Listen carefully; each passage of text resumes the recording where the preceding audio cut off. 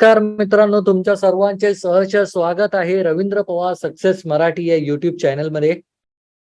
मी दरवेळेला वेगवेगळ्या प्रकारचे व्हिडिओज बनवतो मित्रांनो. भरपूर लोकांनी मला पर्सनली मेसेज लिहिले आहेत, भरपूर लोकांनी मला कमेंट्स मध्ये विचारलं आहे, रवींद्र सर ऑफिसमध्ये इमोशन्स कसं हँडल करायचे याबद्दल एखादा व्हिडिओ जमलाच तर बनवा.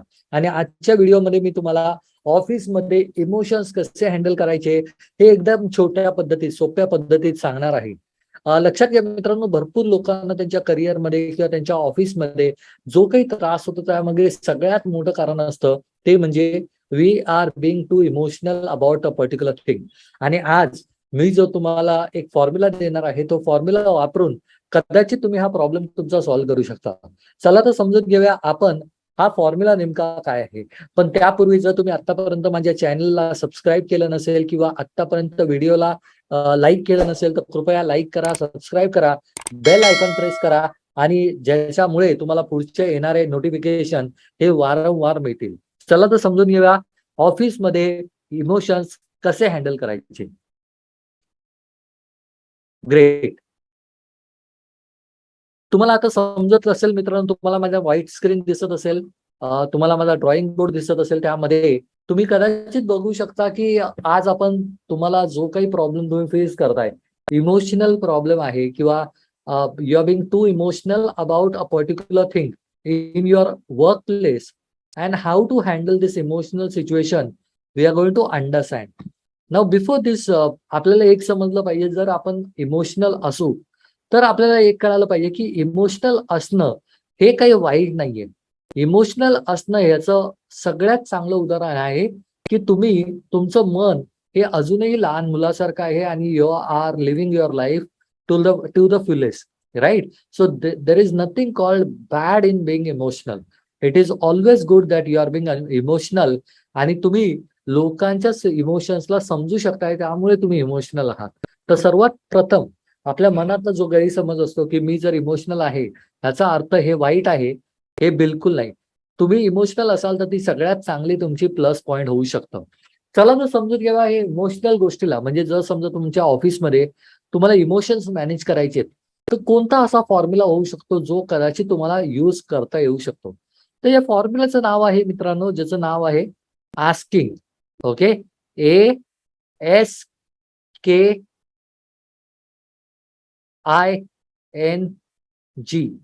Asking formula. आता ए म्हणजे काय, तर सर्वात महत्वाचं म्हणजे अवेअरनेस. लक्षात घ्या, तुम्हाला जर तुमच्या कंपनीमध्ये किंवा प्रोफेशनल करिअरमध्ये जर तुम्हाला तुमचं emotional approach you want to improve upon और you want to change upon being emotional at your particular role किंवा रोलच्या प्रती किंवा टीमच्या प्रती किंवा लोकांच्या प्रती कंपनीमध्ये तुम्ही जर इमोशनल असाल तर सर्वात महत्वाची गोष्ट तुम्हाला करायची आहे की तुम्हाला तुमच्या आयुष्यामध्ये हे समजून घ्यायचं आहे की तुम्ही कोणत्या गोष्टींमुळे इमोशन्स होत आहे. ओके, इमोशनल होत आहे. जर ती गोष्ट तुम्हाला कळाली तर त्याला आपण अवेअरनेस स्टेट ऑफ माइंड बोलतो. आता अवेअरनेस स्टेट ऑफ माइंड म्हणजे काय तर समजून घ्या. अवेअरनेस स्टेट ऑफ माइंड म्हणजे असा स्टेट ऑफ माइंड ज्याच्यामध्ये तुम्हाला माहिती आहे ही गोष्ट का होते आणि कशामुळे होते. आणि जर तुम्हाला एखादी गोष्ट कळाली की ती गोष्ट कशामुळे होते, ह्याचा सिंपल अर्थ आहे की तुम्ही त्या गोष्टीवरती नियंत्रण मिळवू शकता. त्यामुळे जर तुमच्या ऑफिसमध्ये इमोशन्स हेवी होत असतील किंवा भरपूर वेळेला आपण बघतो की टीम मध्ये काहीतरी वादविवाद चालू असतील आणि आपलं अचानक बॅलन्स बिघडतो आणि we start losing our emotion, either we shout or either we cry. That is how we need to understand at what level we are going to burst. That bursting level you should be know, which is called as awareness. Okay, this is called first tip which is related to emotions, handling emotions at workplace. Second is basically understanding the situation. भरपूर लोक त्यांच्या करिअरमध्ये मित्रांनो तुम्ही जर बघाल त्यांच्यामध्ये खूप सारं टॅलेंट असतं, पण त्यांच्यामध्ये एक टॅलेंट कमी पडतं, ते म्हणजे सिच्युएशनला अवेअर व्हायचं किंवा सिच्युएशन काय चालू आहे. भरपूर वेळेला आपल्याला माहिती असतं की ही सिच्युएशन माझ्या आयुष्यात चालू आहे, या सिच्युएशनला मी ह्या प्रकारे उत्तर देऊ शकतो किंवा ह्या प्रकारे उत्तर देऊ शकत नाही, बरोबर. आणि ज्या वेळेला तुम्हाला माहिती आहे की बाबा तुम्हाला त्या सिच्युएशनला तुम्ही तोंड देऊ शकता, पण तुम्ही काही ना काही कारणामुळे तुम्ही त्या सिच्युएशनला हँडल करू शकत नाहीये किंवा फेस करू शकत नाहीये, then that is where the frustration start building up. Okay, that is where the frustration start building up. What you need to understand is that तुम्हाला जर तुमच्या करिअरमध्ये इमोशन्स हँडल करायचे असतील तर तुम्हाला सिच्युएशन वरती नियंत्रण मिळवणं हे खूप गरजेचं आहे. जर तुम्हाला सिच्युएशन वरती नियंत्रण मिळवता आलं नाही तर कदाचित तुमच्या हातून चुकी होण्याची शक्यता ही जास्त असते. त्यामुळे जर तुम्हाला इमोशन्स हँडल करायचे असतील कॉर्पोरेटमध्ये तर लक्षात घ्या, नेहमी स्वतःला प्रश्न विचारा की मी आता सध्या कोणत्या सिच्युएशन मध्ये आहे. Whether it is going to solve my purpose, whether it is going to increase my pain, whether it is going to reduce my pain, whether it is going to give me a solution for the future. Always ask question to yourself. That is number two. Number three is about K. K for kindness. Okay, K for kindness. Now what does it mean by kindness? लक्षात घ्या, आपल्याला जेव्हा कधी emotions आपल्यावरती हावी होतात तेव्हा आपल्याला एक गोष्ट कळाली पाहिजे की आपल्या प्रत्येकाचा इमोशन्स हँडल करण्याची पद्धत ही वेगळी असते. आता वेगळी असते म्हणजे काय तर समजून घ्या. आपण काही लोक इमोशनल झाले तर एका कोपऱ्यात जाऊन बसणं प्रेफर करता. काही लोक इमोशनल झाले तर they don't want anybody to surround themselves with, or anybody who gets emotional, they go to the washroom and they wash their face. But what you need to understand is that these are all just a temporary solution. What is a permanent solution which will help you to break your emotional nature is basically showing the nature of kindness. Now what is kindness? जितकं तुम्ही समोरच्याला समजून घेण्याचा प्रयत्न कराल तितकं तुमचे emotions हे इनबॅलन्स होणार नाही. त्यामुळे सर्वात महत्वाची गोष्ट तुम्हाला करायची आहे ती म्हणजे काइंडनेस दाखवायचा आहे. समोरच्याला दाखवायचं आहे की बाबा तुमचा पॉइंट बरोबर आहे आणि you are saying right but I am also saying right. You don't have to prove your point, but you have to tell your point. There is a difference between telling your point and proving your point, right? So don't prove your point, tell your point, and make sure that that person is kind enough in terms of understanding it. If that person is not into the state of mind and if that person is not listening to you, please take some time, be kind to yourself, be kind to that person, and always, okay, always make sure that whenever both of you are at a mutual agreement level, you both speak and then you sort out your emotions. That is kindness, right? चौथा alphabet आहे त्याचं नाव आहे information. I stands for information. Now what does it mean by information? See, understand, there are always other side of the stories. तुम्ही जेव्हा जेव्हा तुमच्या करिअरमध्ये काही ना काहीतरी गोष्टींमध्ये जेव्हा जेव्हा इमोशन्स व्हाल किंवा इमोशनल व्हाल, तुम्हाला एक गोष्ट कळाली पाहिजे की there are 100 out of 100%, there are 70% chances that we are going to get emotional on a wrong places or wrong situations or wrong scenarios. What you need to understand is basically you need to ask yourself a question that why I'm getting emotional, why I'm getting emotional, is there any substantial reason? असं एखादं मोठं कारण आहे का ज्याच्यामुळे मी emotional झालो पाहिजे, right? If you are not having that emotional reason, any reason which can make you being emotional substantially, don't be emotional. When you see, data always kills speculation is always bad. Speculation म्हणजे काय की तर्क लावणं हे नेहमी चुकीचं असतं.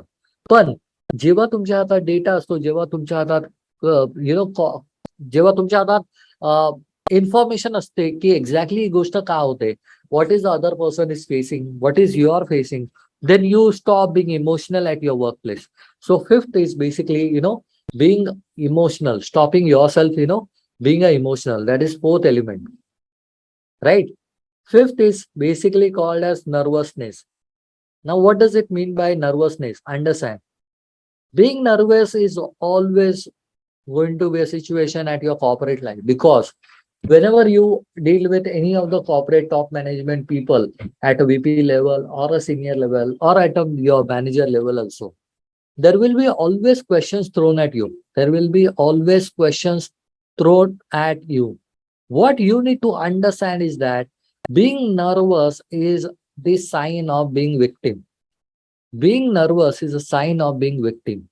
So never be victim, never be feel victimized, and always understand that this is the one reason why people fail in their career. If you are being nervous, you'll not be able to collect the data. If you are being nervous, you'll not be able to understand the situation. If you are being nervous, you'll not be able to aware of the entire situation, what is happening around you. So being confident is the only option in order to understand and in order to solve your how to handle office emotions at workplace. What you need to understand is that you need to be confident and not nervous. You need to be confident and not nervous, right?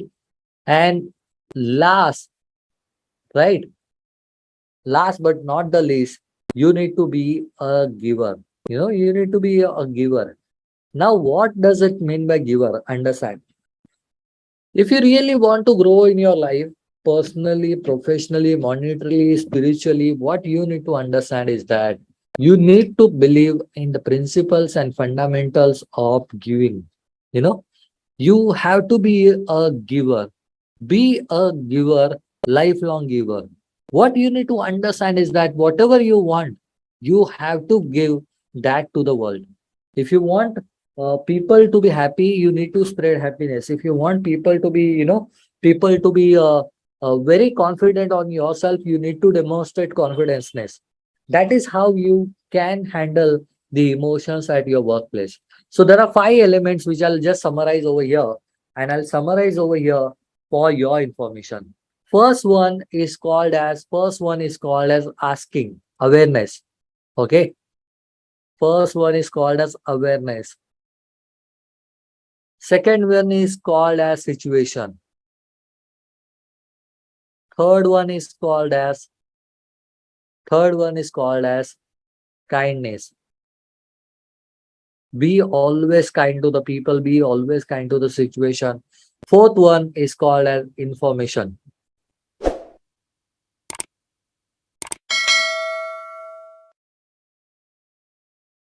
Fifth one is called as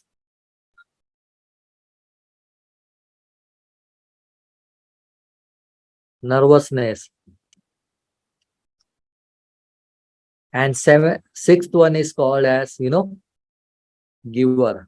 Always be a giver in your life. जर तुम्हाला आजचा video आवडला असेल मित्रांनो, नक्की comment बॉक्समध्ये कळवा आजचा व्हिडिओ कसा होता, आणि नक्की मला सांगा तुम्हाला कोणते व्हिडिओज बघायला आवडतील आणि कोणत्या गोष्टीवरती अजून शिकायला आवडेल.